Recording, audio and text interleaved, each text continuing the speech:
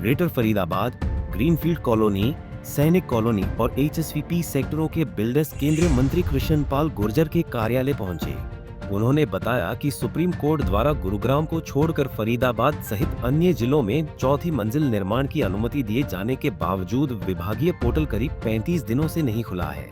इसके चलते निर्माण कार्यों की मंजूरी और अन्य प्रक्रियाएं प्रभावित हो रही है।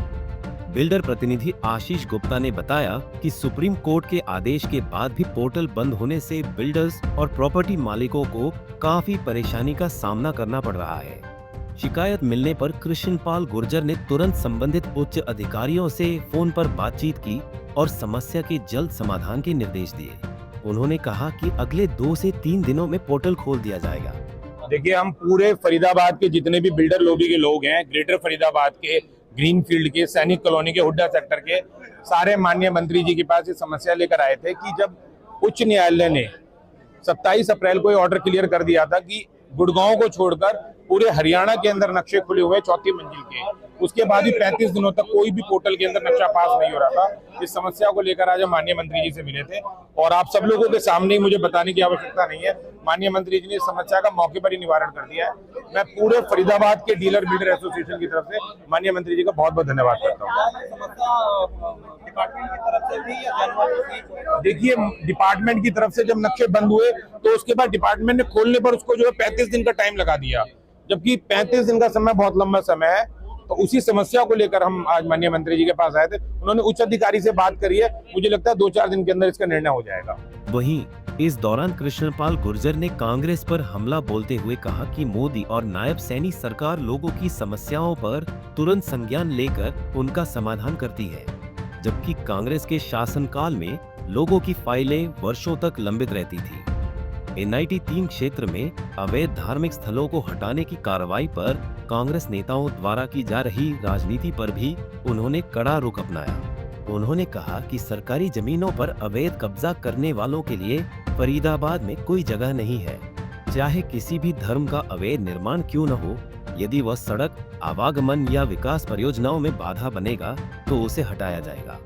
हमारे फरीदाबाद के ऐसे लोग हैं जो सरकार को टैक्स भी देते हैं, स्टाम्प भी देते हैं और परिवार को कमाकर पालने का काम भी करते हैं। तो इनकी समस्या है 4th फ्लोर वाली। सुप्रीम हाई कोर्ट का फैसला आ गया है, सिर्फ उसको लागू करना है। अधिकारियों से बात होगी, जल्दी ही उस फैसले को लागू कराकर इनकी समस्या का समाधान कर दिया जाएगा। देखिए, ये मोदी जी और नायब सैनी जी की सरकार है जो किसी भी समस्या पर तुरंत संज्ञान लेती है और उसका समाधान करती है। ये कांग्रेस की संस्कृति थी, लटकाना, भटकाना, अटकाना, ये कांग्रेस करती थी। इसलिए सालों सालों फाइल अटकी पड़ी रहती थी, क्लियरेंस नहीं मिलती थी।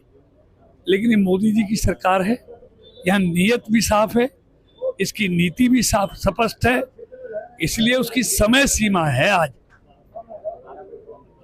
तो इसलिए तुरंत उस पर कार्रवाई होती है और समस्या का समाधान होता है। मंत्री जी, NIT क्षेत्र में धार्मिक स्थलों को हटाया जाता है और वहाँ पर नूह से विधायक आफ्ताब अहमद पहुंचते हैं और साफ साफ कहते हैं कि रात के अंधेरे में भाजपा ने चोरों की तरह तोड़ दिया। देखिए, वो कहते हैं ना, चोर मचाए शोर।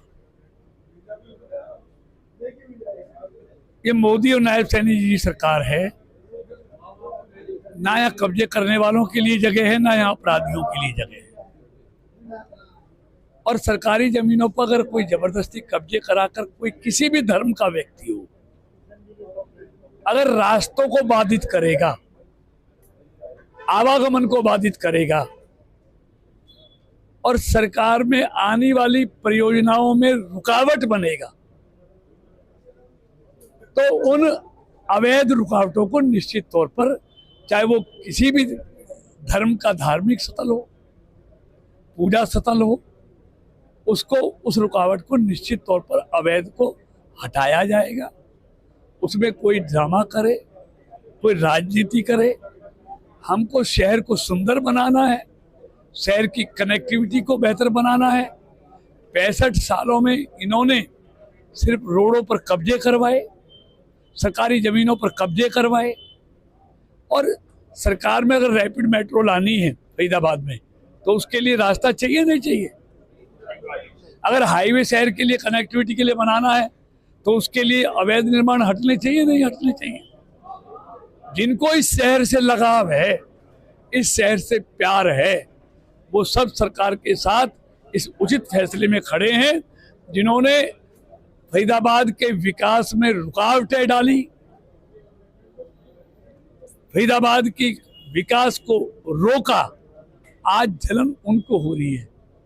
हम जब भ्रष्टाचार और भ्रष्टाचारियों के खिलाफ बोलते हैं, नाम तो लेते हैं, लेकिन कांग्रेसी मित्रों को मिर्ची लगती है। भ्रष्टाचार की बातें विजय प्रताप कहते हैं। 2 किलोमीटर की सड़क के 45 करोड़ रुपए पास हो गए। देखिए बात सुनिएगा, ये मोदी, मैंने कहा ना मोदी ने, यहाँ भ्रष्टाचार को पकड़ा जाता है और भ्रष्टाचारियों को सजा दी जाती है। कांग्रेस में भ्रष्टाचार को दबाया जाता था और भ्रष्टाचारियों को बचाया जाता था। सारा देश जानता है लाखों लाखों करोड़ के घोटाले किसने किए। आज 12 साल में कोई अखबार में खबर है कोई देश में घोटाले की? कोई मंत्री के खिलाफ FIR छोड़ो, किसी मंत्री के खिलाफ कोई बोलने की हिम्मत कर सकता है क्या? और तब कांग्रेस की सरकार में एक मंत्री जेल जाता था, एक जमानत पे आता था। आज भी कांग्रेस का नीचे से लेके ऊपर तक शीर्ष नेतृत्व भ्रष्टाचार के आरोपों में जमानत पर है। शर्म आनी चाहिए ऐसे लोग। फिलहाल केंद्रीय मंत्री कृष्णपाल गुर्जर ने बिल्डर्स की शिकायत पर तुरंत कार्रवाई करते हुए 2 से 3 दिनों में चौथी मंजिल निर्माण पोर्टल खोलने का भरोसा दिलाया। उन्होंने साफ कहा कि विकास में बाधा बनने वाला कोई भी अवैध निर्माण, चाहे किसी भी धर्म का हो, बर्दाश्त नहीं किया जाएगा। फरीदाबाद से पूजा शर्मा, पंजाब केसरी टीवी। हमसे जुड़े रहने के लिए हमारे YouTube चैनल को सब्सक्राइब करें और नई वीडियो की नोटिफिकेशन के लिए बेल आइकॉन को दबाएं। अगर आप ये वीडियो Facebook पर देख रहे हैं तो लाइक जरूर करें और ज्यादा से ज्यादा शेयर करें। धन्यवाद।